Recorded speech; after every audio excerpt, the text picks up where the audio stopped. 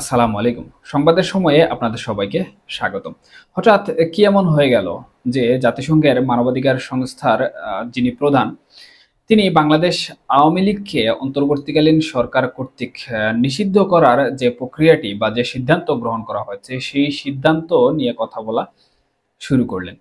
এবং তিনি যে বিষয়টি বললেন, সেই বিষয়টির সাথে আসলে অন্তর্বর্তীকালীন সরকার এবং জাতিসংঘের যে চিরচেনা একটি সম্পর্ক আমরা অন্তর্বর্তীকালীন সরকার গঠন করার পর দেখেছি, সেই সম্পর্কটি সঠিকভাবে যাচ্ছে না বা চলছে না এমনটাই অনেকে মনে করছেন। আবার কেউ কেউ বলছেন যে জাতিসংঘে আওয়ামী লীগের যে লবিং তদবিরের কথা আমরা শুনে আসছি বা গুঞ্জনের বিষয় আমরা শুনে আসছি, সেটিতে আওয়ামী লীগ অনেকাংশেই সফল হয়েছে। যার কারণে এতদিন পর অন্তর্বর্তীকালীন সরকারের এমন সিদ্ধান্ত নিয়ে জাতিসংঘ প্রথম মুখ খুলল। সোমবার সুইজারল্যান্ডের জেনেভা ৫৯তম মানবাধিকার পরিষদে উত্থাপিত বার্ষিক প্রতিবেদনে অন্তর্বর্তী সরকারের এই পদক্ষেপ নিয়ে মানবাধিকার বিষয়ক হাইকমিশনার বলেছেন, রাজনৈতিক দল ও সংগঠন নিষিদ্ধ করার সুযোগ তৈরি করে সম্প্রতি আইনে পরিবর্তন আনা এবং এ সংক্রান্ত সব কর্মকাণ্ড নিয়ে আমি উদ্বিগ্ন। এটি অন্যান্যভাবে সাংগঠনিক স্বাধীনতা, মত প্রকাশের স্বাধীনতা ও সমবেত হওয়ার স্বাধীনতাকে খর্ব করে।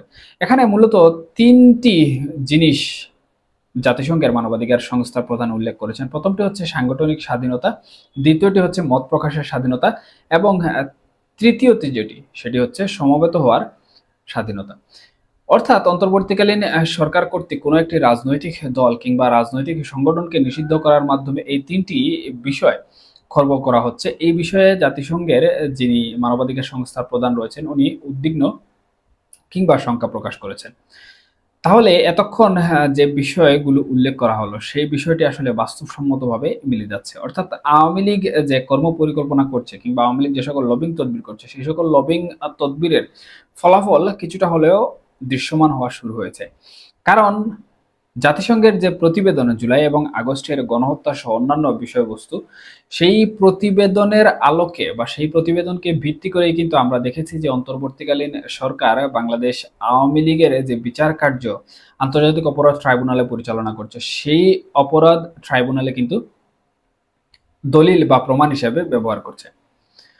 এখন জাতিসংঘের প্রতিবেদনের আলোকে যদি আওয়ামী লীগের বিচার হয়, শেখ হাসিনার বিচার হয়, তাহলে আমরা মনে করি বা যারা বিশ্লেষক রয়েছেন তারা মনে করেন যে এই প্রতিবেদনের উপর ভিত্তি করেই কিন্তু বাংলাদেশ আওয়ামী লীগকে নিষিদ্ধ করা হয়েছে।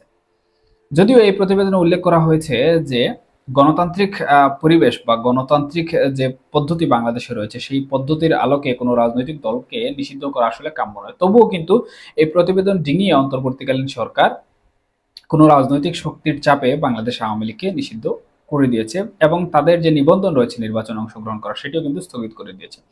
সুতরাং এখানে যে বিষয়টি আলটিমেটলি দাঁড়িয়েছে সেটি হচ্ছে আওয়ামী লীগের লবিং তদবির কাজে লাগুক কিংবা না লাগুক, এটি হতে পারে জাতিসংঘ কর্তৃক একটি আইওয়াশ, অথবা জাতিসংঘ যেভাবে পদক্ষেপ নিয়েছে সেই পদক্ষেপ অনুযায়ী বাংলাদেশ আওয়ামী লীগ ঘুরে দাঁড়ানোর জন্য বিভিন্ন ধরনের লবিং তদবির করছে এবং সেই লবিং তদবিরের অংশ হিসাবে জাতিসংঘের মানবাধিকার সংস্থার প্রধানের এই বার্তাটি অনেকটাই